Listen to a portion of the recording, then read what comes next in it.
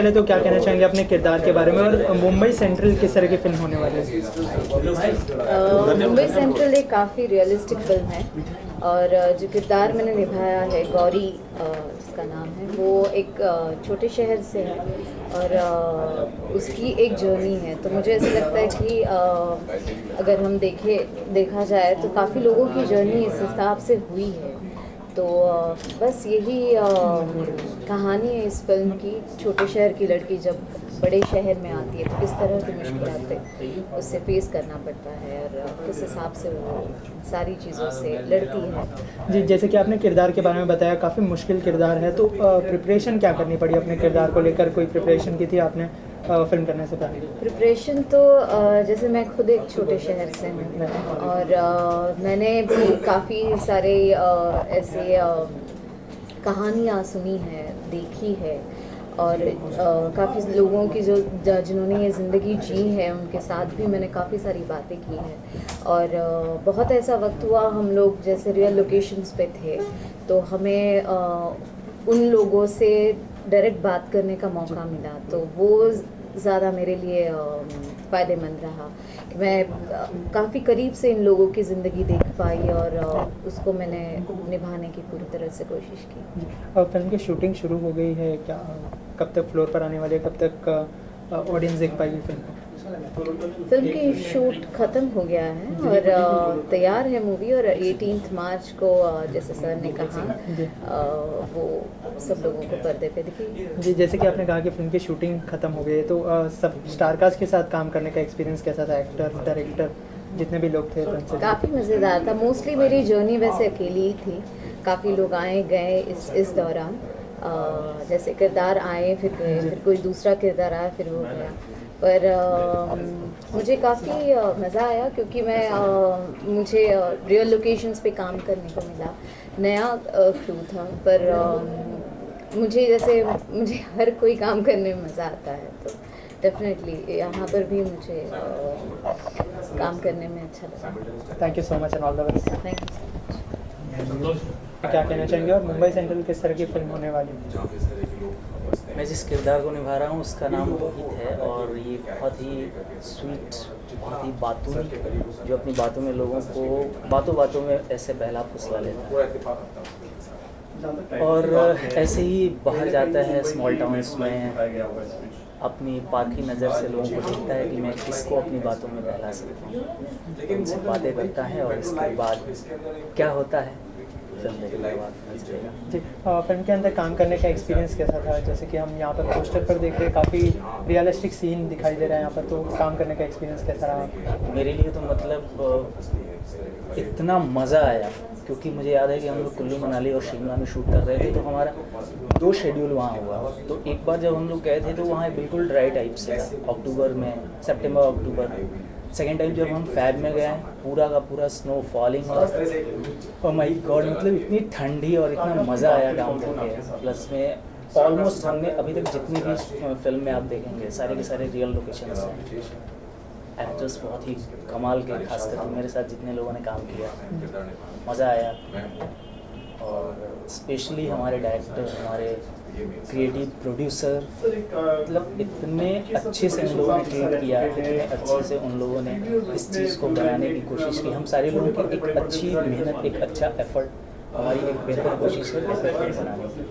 Okay, thank you so much. तो क्या कहना चाहेंगे फिल्म के बारे में, किस तरह की फिल्म होने वाली है? देखिए, ये एक ऐसी फिल्म है जिसे मैं कहूँगा कि ये एक सच का प्रतिबिंब है। सर कैमरा लो। ये सच का प्रतिबिंब है, ये जो अपनी फिल्म है हमारी। हमने इस पर काफ़ी रिसर्च की है। आज मेरे बीच मेरे डायरेक्टर करण नहीं है, उन्हें मेरे साथ मेरी परवरी चक्र में काम किया था और इस फिल्म में भी डायरेक्टर के रूप में काम कर रहे हैं। बहुत अच्छा काम किया। इस फिल्म के बारे में जो मैं कहूँगा वो हकीकत है। हम पहाड़ों की खूबसूरती को देखते हैं और उसकी खूबसूरती की जो रिफ्लेक्शन है, जो प्रतिबिंब है, वहाँ के लोगों पर है। मासूम लोग हैं और उन मासूम लोगों को किस तरह जो हमारे एंटी सोशल एलिमेंट्स हैं, किस तरह उनको निभाते हैं एक नई ज़िंदगी दिखाने के लिए।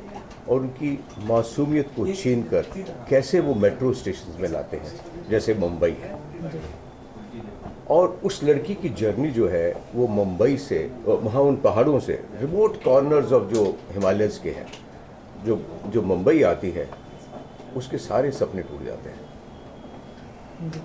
और उसके बाद हालांकि उसमें वो शक्ति है फेस करने की, लेकिन फिर भी कहीं ना कहीं उसका दिल टूट जाता है। लेकिन इस फिल्म में हमने ये सोचा था कि हम नहीं हमारी भारत की नारी का दिल तोड़ने देंगे, उसकी शक्ति को हम सामने लाएंगे। और हम इसमें सफल हुए हैं। इस फिल्म में हमने उसकी शक्ति को, जब उसकी रिटर्न जर्नी होती है, हमने उनकी शक्ति को उभारा है, ये दिखाने के लिए कि भारत की नारी जो है वो कट सकती है, टूट नहीं सकती। ये बेसिकली थीम है। इतना कहूँ मैं आपको, जो भी इस फिल्म का शॉट है वो रियल है, इसमें कोई अनरियल चीज़ नहीं है। इसीलिए मैंने आपको कहा, एक कैच लाइन दी है कि ये सच का प्रतिबिंब है, this is reflection of truth. और इसमें मेरे साथ मेरे कैमरामैन भी लक्ष्मण जी थे। लक्ष्मण जी ने मेरे साथ पहले भी काम किया है। जिस तरह खूबसूरती से उन्होंने माउंटेन्स की ब्यूटी को कैप्चर किया है, और उसके बाद जिस तरह उन्होंने जो बड़े बड़े शहरों की गंदगी को कैप्चर किया है, वो आप जब फिल्म में देखेंगे आपको समझ आ जाएगी कितना फ़र्क है खूबसूरती में। और फिल्म की स्टारकास्ट की बात करें तो काफ़ी मुश्किल रहा होगा फिल्म की स्टार, तो कैसे फाइनलाइज की गई, आपसे जानना चाहूँगा। देखिए, मैं और मेरे डायरेक्टर दोनों ने काफ़ी इसमें ऑडिशन ली। लकीली जो हमारी जो किरदार है, मेन किरदार है, राजश्री जी जब हमारे से मिलने आए, तो मैं आपसे एक बात कहूँ, फर्स्ट लुक में हमने डिसाइड किया यही वो लड़की है गौरी का किरदार अदा करने के लिए। इतना कहूँगा, राजश्री एक बहुत ही ब्रिलियंट एक्टर है। मैंने बहुत सालों में इंडियन सिनेमा में, मैं हकीकत बात बोल रहा हूँ आपको, आप जब फिल्म देखेंगे तो आपको पता लगेगा, मैं बहुत सालों के बाद इंडियन सिनेमा इतना इंटेंस रियल कैरेक्टर, बहुत सालों के बाद, मैं बड़ी बात नहीं कहूँगा, जब इसकी ये सामने फिल्म आएगी तो कई लोगों को ये पता लगेगा कि इस लड़की में कितना टैलेंट है। उसके अलावा हमारे जो साथी और हैं, चैतन्या जी हैं, ब्रजेश जी हैं, इन्होंने इतना कैरेक्टर, इतना खूबसूरती से किरदार को, इनका जो मैंने कहा ना आपको, जिस वक्त ये सामने रियल लोकेशन में आते हैं, जो रियल लोग थे वो समझते हैं तो ये तो रियल लोग हैं। कई चीज़ें ऐसी लगी कि उनका तो हमारे साथी हैं। इतना उनका कैरेक्टर जो है बहुत खूबसूरती से निभाया। Okay sir, thank you so much. Thank you. जी, मैं मुंबई सेंट्रल फिल्म में एक पिम्प है, जिसे हम आम ज़बान में दलाल या दल्ला बोलते हैं। तो मेरे कैरेक्टर का नाम सलीम दल्ला है इसमें, जो कि लड़कियों की ख़रीद फरोख्त करता है और उनको धंधे में डालता है। तो बड़ा ही क्रूर सा कैरेक्टर है, बहुत ही ख़तरनाक सा, निर्दयी सा कैरेक्टर, वो मैं प्ले कर रहा हूँ। और सर, स्टारकास्ट के साथ काम करने का एक्सपीरियंस कैसा था? वुमेन सेंट्रिक फिल्म है, क्या कहना चाहेंगे इस बारे में? देखिए, वुमेन सेंट्रिक फिल्म है, लेकिन इसमें बहुत बड़ा एक मैसेज है, बहुत बड़ा संदेश है जो हमारी सोसाइटी को या हमारे समाज को जाना चाहिए। तो उस चीज़ को जब मैं सोचता था तो मुझे लगता था कि मुझे इस फिल्म का हिस्सा होना चाहिए, और मैं बना, मैंने ये काम किया। हालांकि उसमें मेरा रोल नेगेटिव है, और लेकिन उसमें जो संदेश दिया गया है फिल्म के अंदर, जो मैसेज दिया गया है, जैसे सर ने बताया अभी, अशोक जी ने, हमारे प्रोड्यूसर साहब ने, कि उसमें सारे रियल लोकेशंस यूज़ किए गए हैं और रियल किरदारों को निभाने की कोशिश की गई है। तो उन सब चीज़ों को मद्देनज़र रखते हुए मुझे लगता है कि ये बहुत ही अच्छी फिल्म बनी है और बहुत अच्छी कोशिश की गई है, और एक सच का, जैसे बोलना चाहिए, एक आईना पेश करने की कोशिश की गई है। आपका एक्सपीरियंस कैसा था फिल्म करने का? मेरा एक्सपीरियंस बहुत ही अच्छा रहा, और मैंने बहुत इन्जॉय किया हमारे सभी एक्टर्स के साथ, बिकॉज सारे नए थे मोर और लेस, कोई बहुत ज़्यादा इस्टेब्लिश्ड इसमें एक्टर्स नहीं हैं। तो हम लोग सब एक ही प्लेटफॉर्म पे थे, एक ही जगह पे थे, तो हमारे बीच में एक दूसरे में तालमेल, और जैसे कहना चाहिए कि ट्यूनिंग बहुत अच्छी रही। तो जब भी हम मिलते हैं तो कोई पुराने दोस्तों की तरह मिलते हैं आज भी, और बड़ा अच्छा लगता है, and looking forward to work with them again. Thank you so much. देखिए, पहले कोई भी फिल्म देखी जाती है, उसको समझा जाता है कि उसका राइट ऑडियंस कैसा है, क्या है, क्या नहीं।